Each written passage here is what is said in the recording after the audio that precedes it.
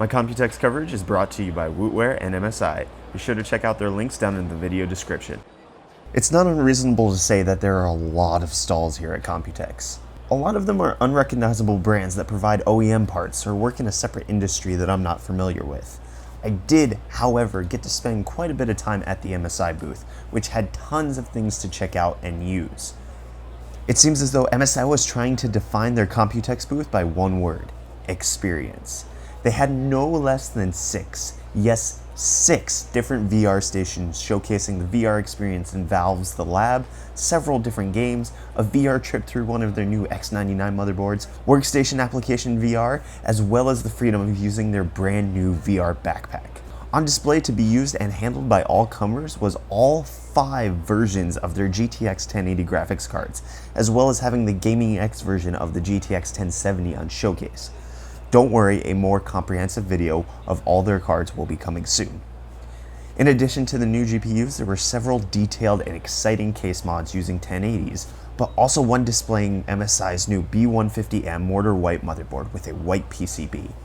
Their new X99 motherboards were arrayed on a wall with the rest of their lineup. MSI also had a definite emphasis on compact gaming platforms, not only with their VR backpack, but also with the newly refreshed Aegis X with a VR HDMI port on the front, the Nightblade X2, as well as the MSI Vortex, which was showing off its power by running a quad display benchmark of Unigine Heaven.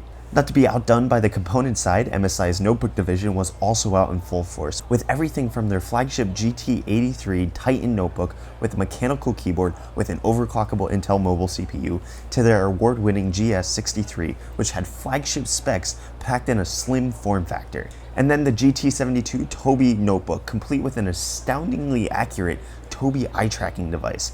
I was seriously amazed by just how well this notebook recognized my eye movements. Then there were at least a dozen more notebooks spanning their GE and GL series, including their external GPU dock models, as well as the workstation counterparts. With so much on display, it was seriously difficult to cover all of these items in a single day. But as I mentioned earlier, MSI was most definitely attempting to give the Computex attendees uninhibited access to their products so that they could experience them firsthand. So be sure to subscribe to get more in-depth coverage on the items that MSI had at Computex, as well as what the rest of the exhibition had to offer. And I'll see you guys in the next video. Cheers.